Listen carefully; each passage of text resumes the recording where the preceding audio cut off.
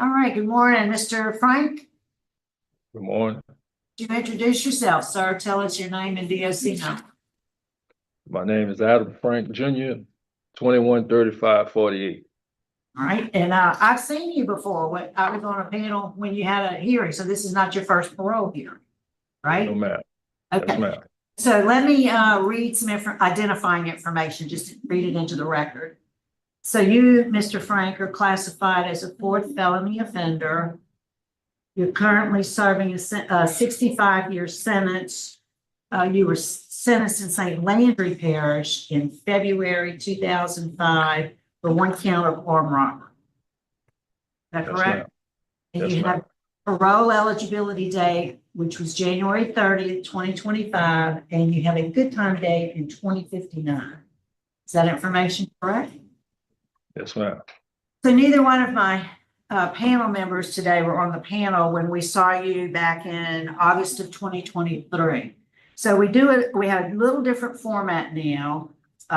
We start out with asking you for your statement to tell us, what landed you in prison, what'd you do, and what have you done since? Why do you think we ought to consider you for an early release? So you get the floor. Go ahead.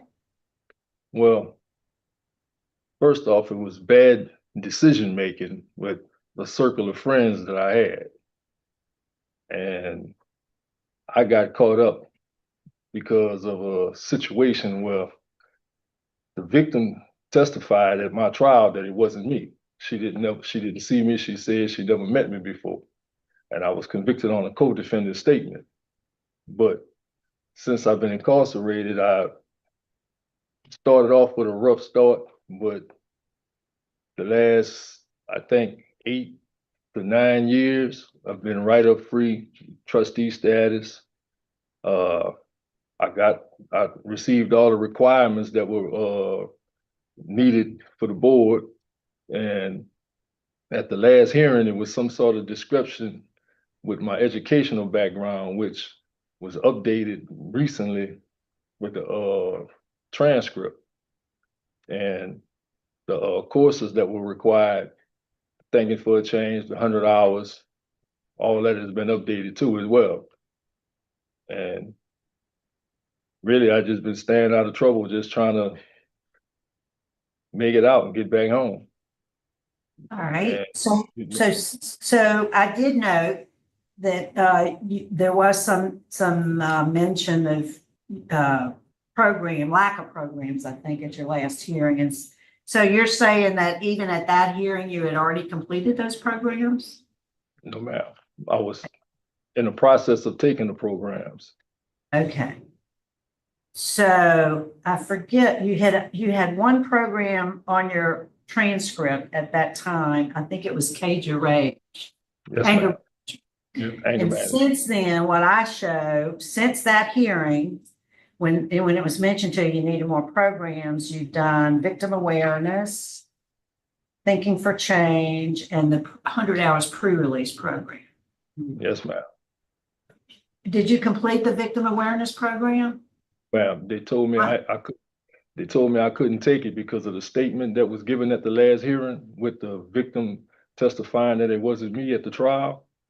And with me having an open appeal dealing with an actual innocence claim because of that, they said I couldn't take it.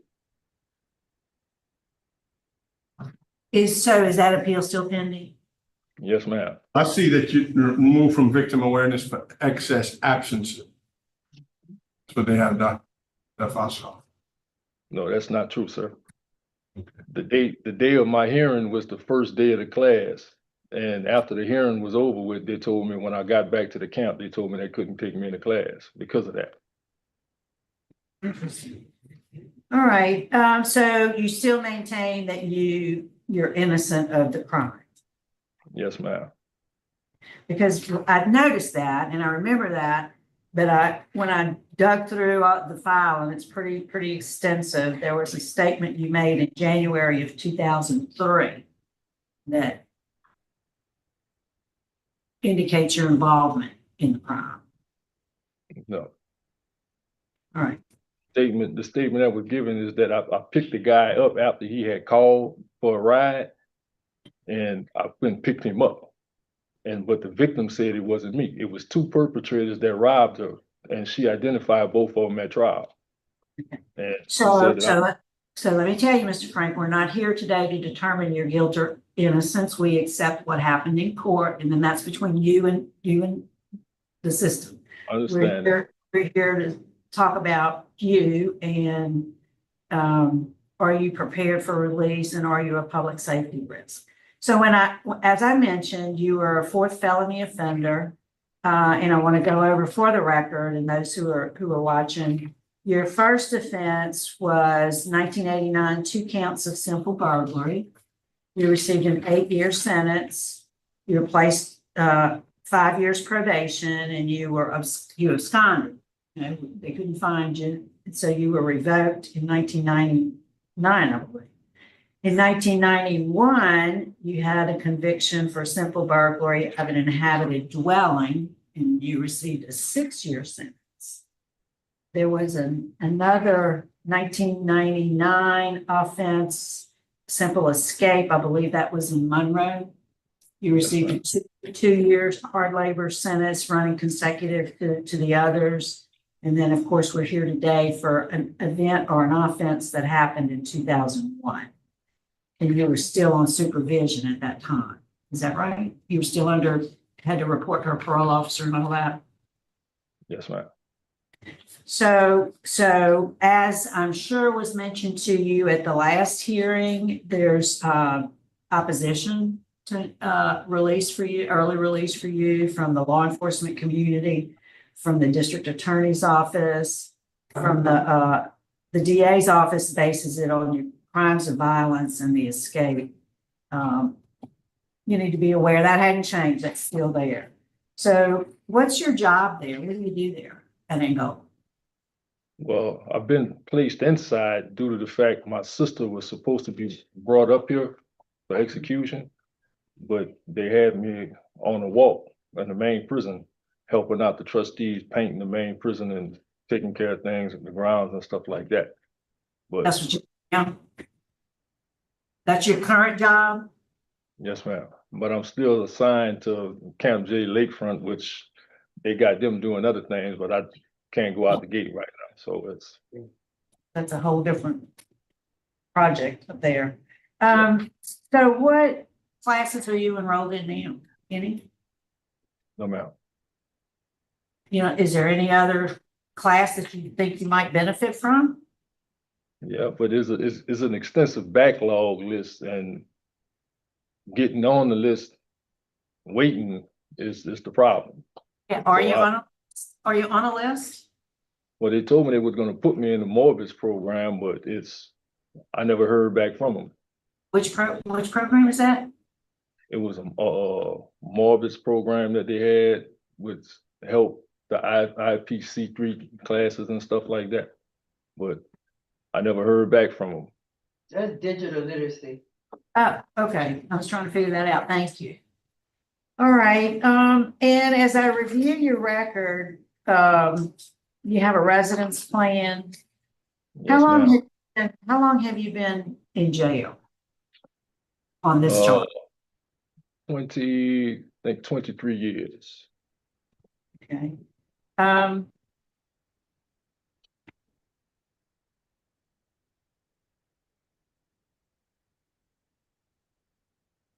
don't think I have any other questions. I'd just like to hear Warnambo. What can you add?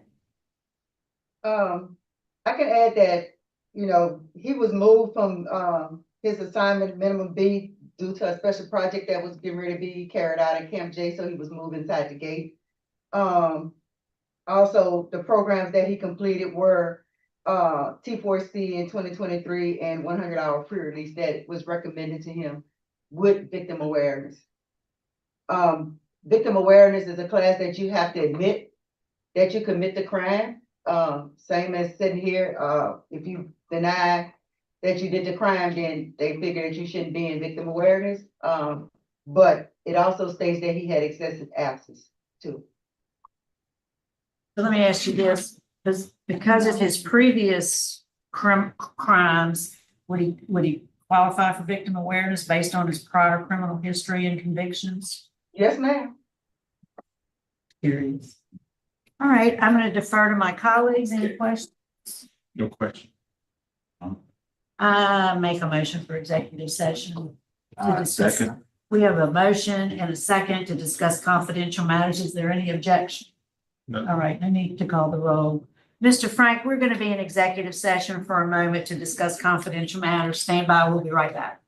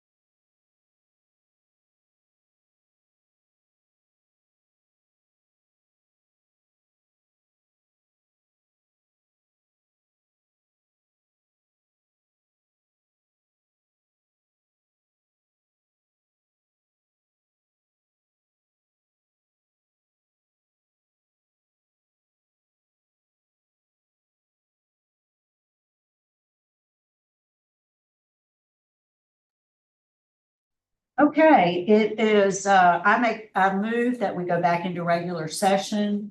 Is there any objection? Mr. Barra has seconded without objection. We're back in regular session. It's 10:58. All right, Mr. Frank, we are ready, to vote. And, I'll vote first. And, I kind of feel the same way I did when I saw you last time. I think my notes said that you were not very forthcoming during the hearing, and I think we got that again today. My vote today is going to be to deny your parole. And today I'm basing that on you have a poor supervision history. You've been revoked before. You have, I still believe you have a lack of sufficient programs for rehabilitation. I do recommend that you take the victim awareness. Maybe Ms. Warden Ambo can help you with that. And the opposition that I mentioned when we were talking, very strong opposition. So that's my vote, sir. Mr. Byron. And I'll concur with Ms. Renatza for the same reasons. Mr. Grady. I agree. Law enforcement opposition and 33% of his time, sir. All right, Mr. Frank, today your parole has been denied, sir. Good luck to you. Warden Ambo, we're going to sign off at 10:59. Thanks for your help. Welcome. Hey, Adam, I'll put you back in victim awareness. You gotta go.